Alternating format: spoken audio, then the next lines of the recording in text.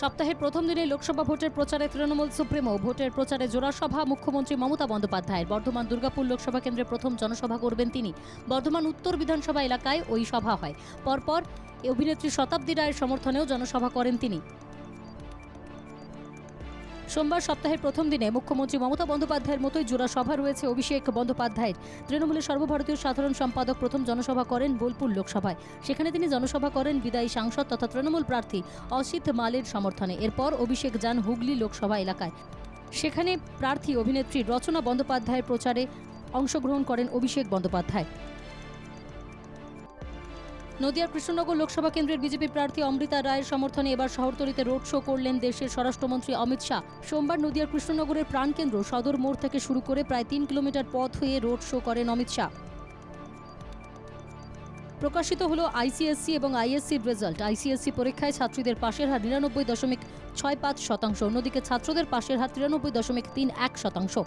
ISC পরীক্ষায় ছাত্রীদের পাশের হার 98.92% এবং ছাত্রদের পাশের হার 97.53%। চলতি বছরে 21শে ফেব্রুয়ারি শুরু হয় আইসিএসসি বা দশম বোর্ডের পরীক্ষা। ফুলবাগানের কেএমসি সুইপার কোয়ার্টারে খুন হন যুবক। নীতিশ রবিদাস ও আকাশ হরি নামে দুইজনের মধ্যে বিবাদ। ছাদে ঘুমানোর সময় নীতিশকে বুকে ছুরির কোপ বসায় অশোক। তাকে হাসপাতালে নিয়ে গেলে মৃত বলে ঘোষণা করেন চিকিৎসকেরা। মালদায় ভোটের ডিউটি করতে এসে এক পুলিশকর্মীর অস্বাভাবিক মৃত্যু ঘিরে চাঞ্চল্য। মালদা জেলার বৈষ্ণবনগর থানা এলাকার ঘটনা।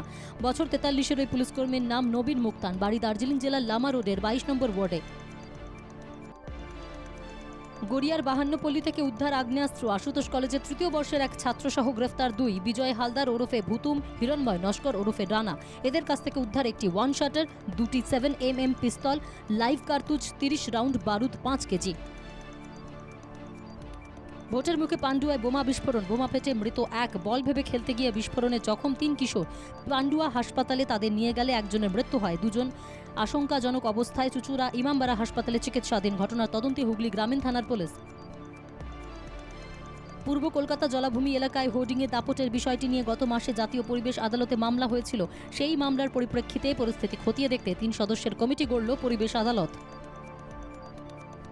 তীব্র তাপপ্রবাহের পর এবার সপ্তাহভর বৃষ্টির পূর্বাভাস দিল আবহাওয়া দপ্তর। হাওয়া অফিসের পূর্বাভাস অনুযায়ী আজ থেকে শনিবার পর্যন্ত টানা বৃষ্টি চলবে গোটা রাজ্যে। সোমবার থেকে শুক্রবার পর্যন্ত রাজ্যের সবকটি জেলাতেই কালবৈশাখী ঝড়ের সম্ভাবনা।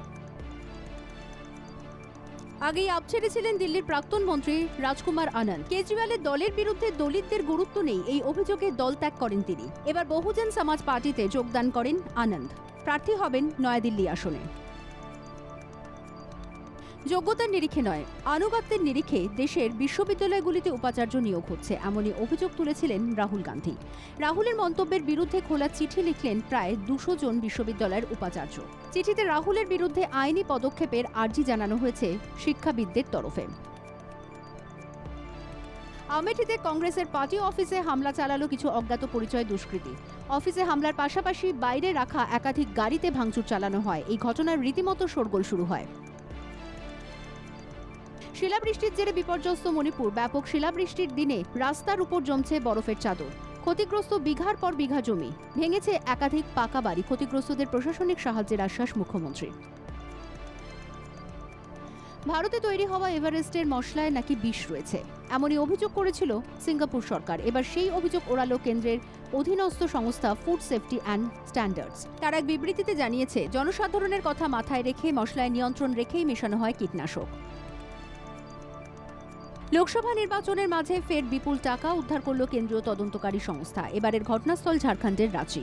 সেই রাজ্যের গ্রামোন্নয়ন মন্ত্রীর আপ্তসহায়কের বাড়ি থেকে প্রায় 20 কোটি টাকা উদ্ধার করেছে ইডি। গ্রেফতার করা হয়েছে সঞ্জীব লাল নামে ওই আপ্তসহায়ককে। টি-20 বিশ্বকাপের আগে চিন্তা বাড়ল আয়োজকদের। পাকিস্তানের জঙ্গি সংগঠনের তরফ থেকে জঙ্গি হামলার হুঁশিয়ারি দেওয়া হয়েছে। যদিও এই বিষয় মুখে কুলু পেটেছে বাবর আজমদের দেশ। হামলার হুমকির পর ওয়েস্ট ইন্ডিজ এবং আমেরিকার একাধিক শহরে নিরাপত্তা বাড়াচ্ছে আয়োজকরা। লখনৌ সুপার জয়েন্টকে হারিয়ে পয়েন্ট টেবিলে শীর্ষে কলকাতা নাইট রাইডার্স। ম্যাচের সেরা সুনীল নারায়ণ। 11 ম্যাচে 8টি জয় এবং 3টি ম্যাচ হেরে মোট 16 পয়েন্ট নিয়ে শীর্ষে উঠল কলকাতা। দ্বিতীয় স্থানে রাজস্থান রয়্যালস। পয়েন্ট টেবিলে পঞ্চম লখনৌ। মৃণাল সেনকে জন্মশতবার্ষিকী ট্রিবিউট অঞ্জন দত্তের। চালচিত্র এখন সিনেমার মাধ্যমে ফুটিয়ে তোলা হয় মৃণাল সেন এবং অঞ্জন দত্তের মধ্যেকার সম্পর্ক। ট্রেলারেই স্পষ্ট হয়েছে সেই অসমবয়সী বন্ধুত্ব। আর এবার সামনে এলো প্রথম গান একটা দিন।